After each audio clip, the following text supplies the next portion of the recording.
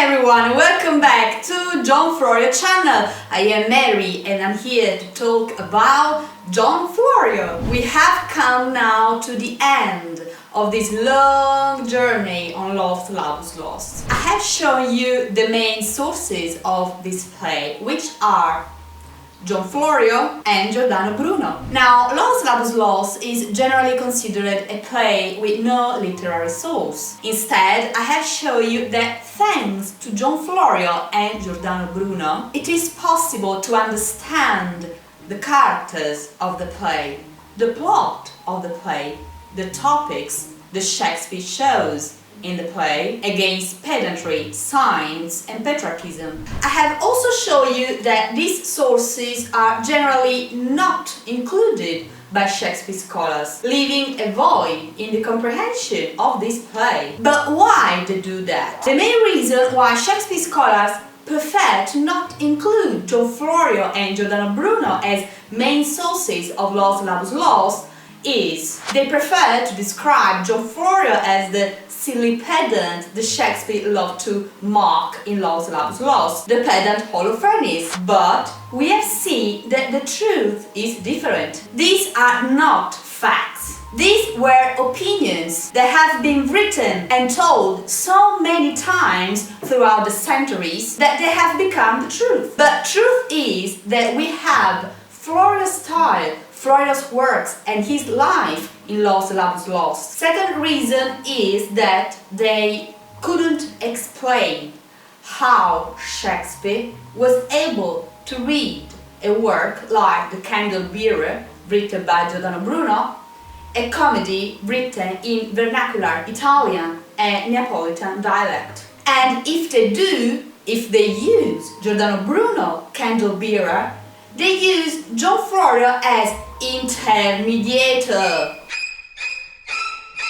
Let's focus on this word because this word is so frequently used by Shakespeare scholars to explain how could Shakespeare read that Italian book that was not translated in English. How could Shakespeare know Giordano Bruno that left England in 1586? So they use this magic word as a gateway to solve a huge problem. So now let's focus on this role the Shakespeare scholars give to John Florio, intermediator. What does an intermediator do? An intermediator is someone who acts as a link between two parties. If you read Shakespeare books, you often encounter this word intermediator when they cite John Florio, a mediator between Shakespeare and that unknown word that are Italian works not yet translated into English or Giordano Bruno. They use this word and yet problem is solved. But today I'm not here to repeat what others have already said. I'm here to make a difference. But before we start, if you're new here, don't forget to subscribe, to share this video, to like and if you want, to comment. And now, let's start! Florio and Shakespeare, Shakespeare and Florio. Florio the pedant, Florio the intermediator, Florio the friend, Florio the go-between. It's time to make things clear. I have explained different videos that throughout the centuries, Shakespeare scholars have portrayed Florio in a very bad way. The pedant, the stupid, the cuckold, misleader of young students. I mean, Shakespeare scholars didn't have a good relationship with Florio. But at the same time, they needed Florio. Why? They used him as an intermediator, Shakespeare tutor, a go-between, someone who translated the Italian works for Shakespeare,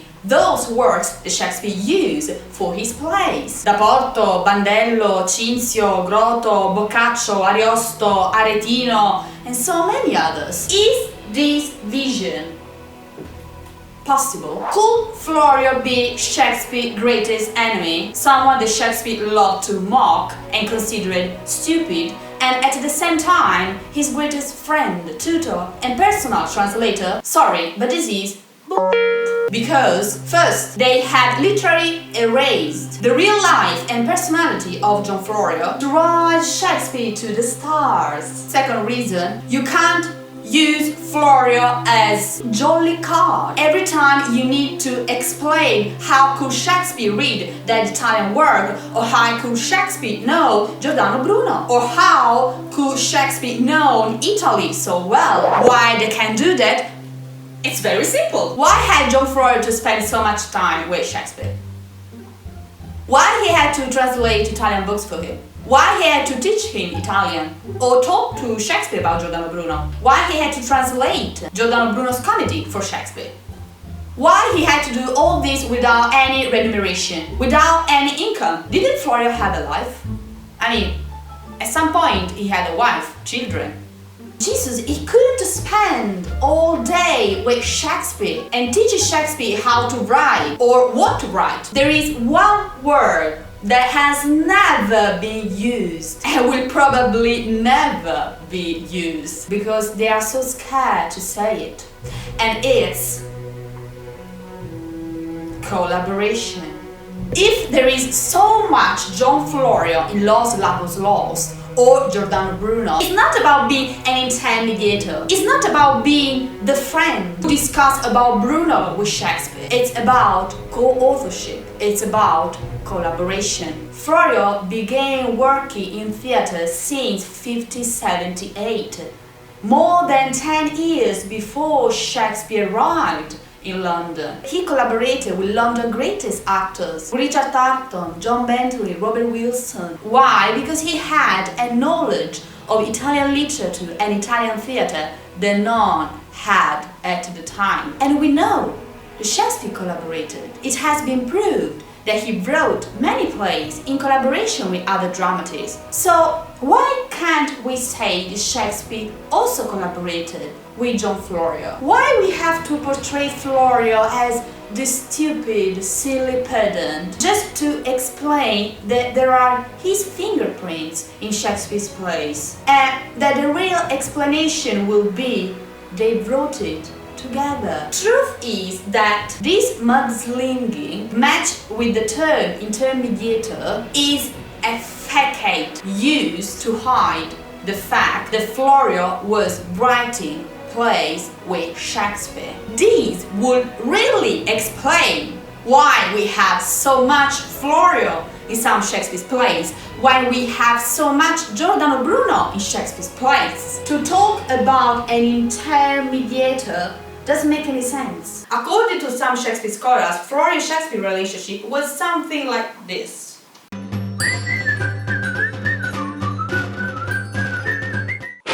Hi!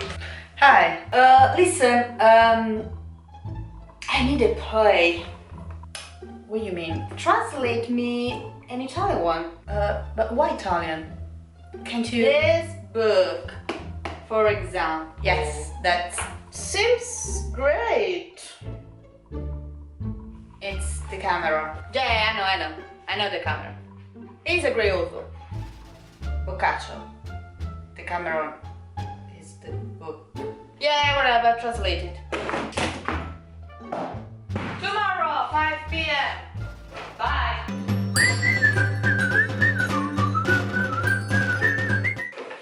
Hi. Hey. Listen,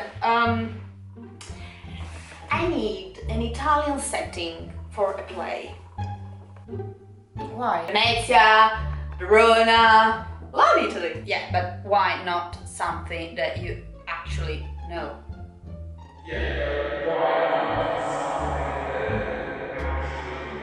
Why not Stratford? Tomorrow, 5 p.m. I want detailed information about the city, okay? Hey! What? Listen, do you know Giordano Bruno? Yeah, of course. I spent 3 happy years. Translate me this. Tomorrow!